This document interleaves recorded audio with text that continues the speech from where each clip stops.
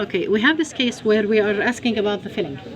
Okay, what is your complaint from this filling? أنا بصير في food impaction. Food impaction, a lot of food impaction. And pain? في pain. Sensitivity? لا. Is it for cold or the pain is just general? وأنا باكل في الأكل. During the eating. Okay, is the pain related to cold and hot? لا. No, not actually. Sweet? إيش؟ At sweets. الحلويات. مرات Sometimes it's sweets. Okay. I'm asking about these questions. I want to define the type of pain and see my palpable response. طب, any of the pain comes at night? No. Spontaneous without any trigger? لا بس during eating. Okay, there is a trigger. Always there is a trigger. Does it prolong after you remove the food from your mouth? No. No. After eating, I brush my teeth, then I feel شوي comfort. Okay, you feel comfort, but there is food impaction. So the discomfort is from food impaction. Okay, so looking at this filling from close to it, you find that there is a part of the filling that is taken out of its place. How do I know it's taken out of its place?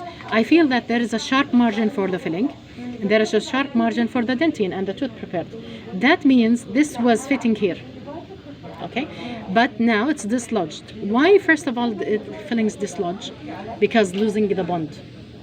Okay, the bond layer.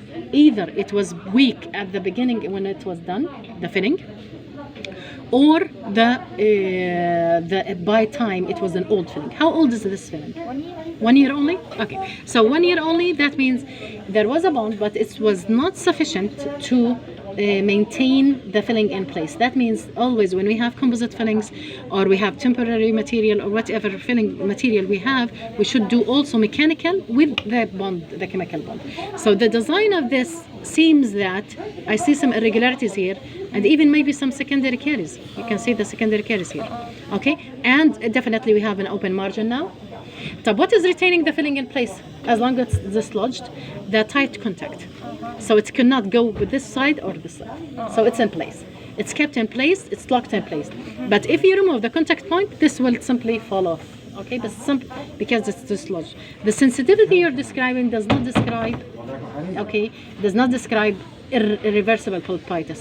It describes something that is related to the open cavity. You have an open cavity, you have to refill it. Okay, but what I'm going to do with the new refilling?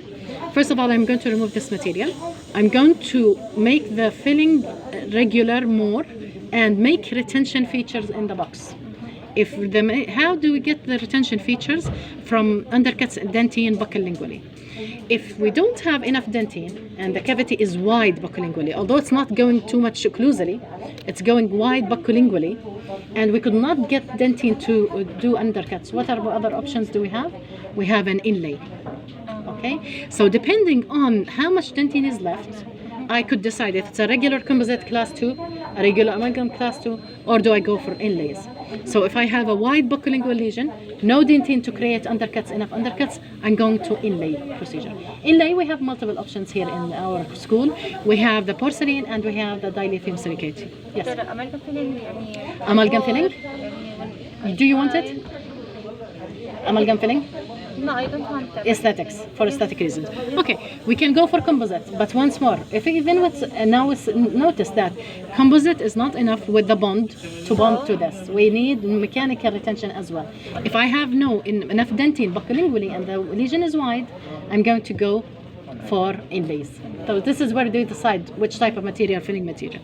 But taking that aside, you have multiple interproximal lesions. You have this lesion, you have this lesion, you have something defective here, so all of these should be also treated concurrently, because whatever we have lesions like this, we will have multiple interproximal lesions. That means the caries action or the caries activity is active, it's intact. The microbiology here, the microflora here is still active, and this means the microflora can still send microbiology and microorganisms to and create another niche of biofilm that is also cariogenic.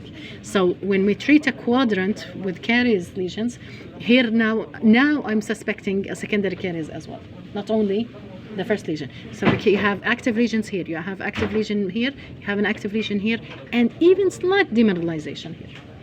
So that's say that the microflora that you have and the biofilm is pathogenic, and it could produce and spread, especially if you're using the same floss in between teeth. Okay, you're removing impacted food, huh? What do you use? Floss usually. So you're using the floss here and here. You are contaminating other surfaces as well. So all of these should be treated concurrently at the same moment.